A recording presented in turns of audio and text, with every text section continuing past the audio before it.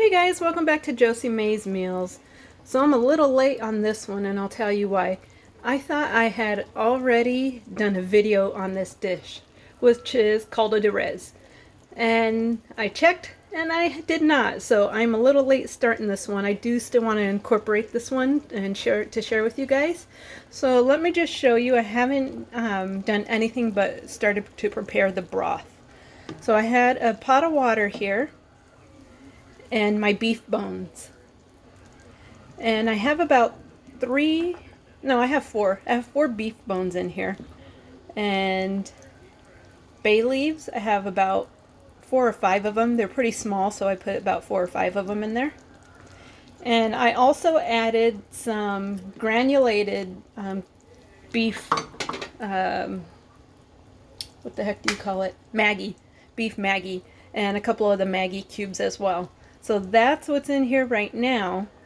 I have this boiling so far for about 45 minutes. I'm going to keep this boiling because I'm actually getting my meat defrosted. It's not completely defrosted. And what I like to do is brown my beef before I put it in here. You don't have to. You can put it in there without browning it, but I just like to brown it. Let me show you what I have over here. It's still bagged. I haven't even prepped this yet. But I have an onion. Kind of wish I had 2, but I only have 1. I have some potato and some carrots that are going to get into our stew as well, or our soup, our caldo de res. So right now, I'm going to go ahead and let this keep boiling away, and I'll be back when it's time to brown the beef.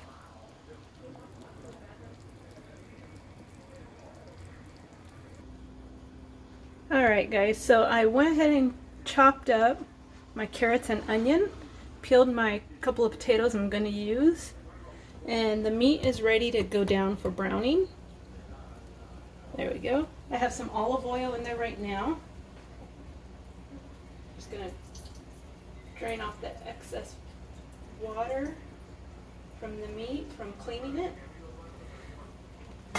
There we go. I have about close to 2 pounds of meat here, and I have 2 kinds of cuts here. One of them has the bone, beef with the bone, and I got some of it with the bone because, you know, the bone's where a lot of the flavor is, and then the rest is just boneless pieces of meat. Now, I get my meat from a Mexican market, but if you're going to your regular grocery, all you really need to get is any meat that's labeled for beef stew, because it's just about the same. Although I do recommend getting the beef bones or the beef bones with the meat so that you can really get that that res flavor in your soup. And res, for those who don't know, is just beef. So we're going to brown this up. What I am going to put on my meat for a little flavor is just some simple garlic salt.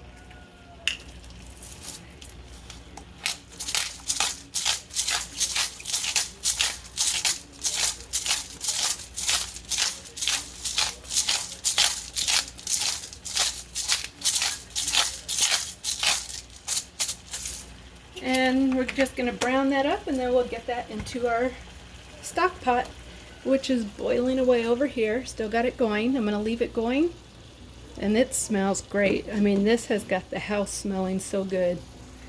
Alright, so we're going to let that go for a few minutes, and we'll be back.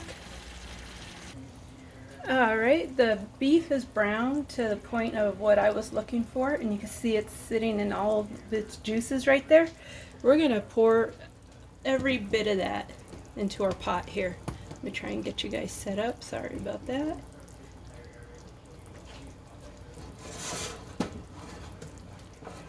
And I'm just going to transfer into my broth over here.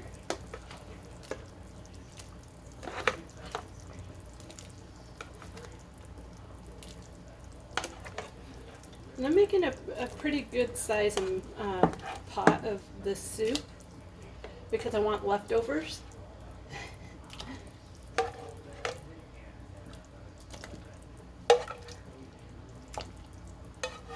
Otherwise, you don't need to use as much as I'm using. you could cut the amount in half if you're making a small batch.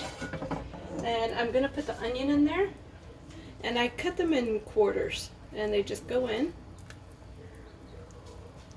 I'm also putting the carrot in.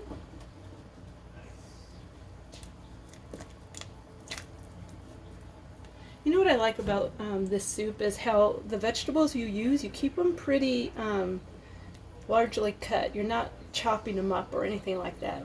So you really get good bite when you get into this soup. Now what I'm not putting in yet though is our potato, because I don't want it to turn into mashed potato. So I'm going to go ahead and cover this up, and I'm going to probably let that go for an hour before I put in the potatoes. You don't have to do it as long as I am doing it. You can do it with less time. I've done it that way. However, I think it really benefits your meat if you do a slow cook on this. Alright, so we're going to let that go for a while.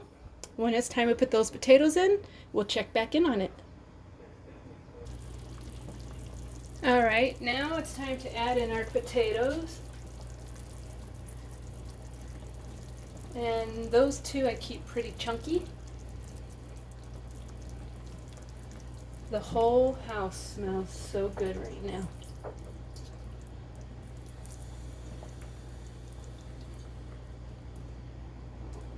Let's just take a look at that.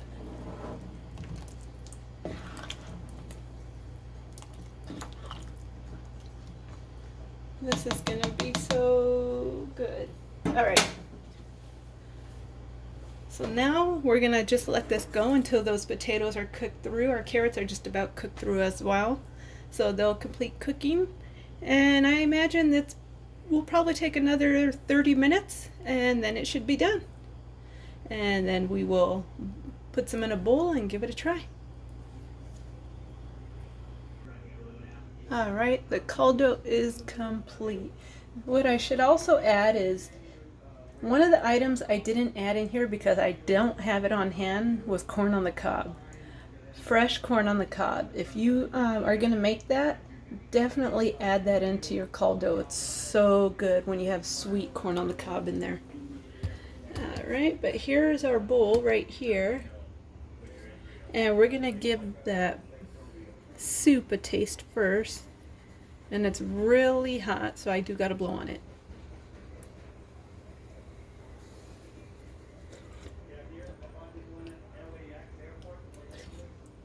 That is hot, but that is so flavorful. It's so beefy, which, you know, it should be, but yeah. So I have potato, some carrot, got the beef here. That's a big chunk to eat with the veggies. Actually, let me try that beef first.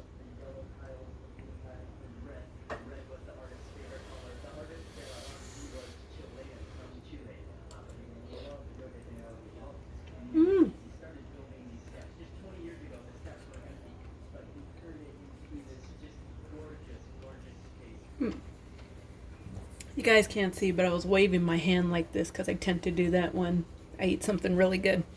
That meat was so tender, it's gone. It's done. The carrots and the potato are going to be just as tender. So I'm looking forward to finishing this bowl. I hope you guys enjoyed this video. If you did, give it a thumbs up. If you'd like to see future videos, please subscribe to this one. I much appreciate it. And again, if there's anything you'd like me to cook on my next video, let me know below. Otherwise, this is dinner, and thanks for joining me.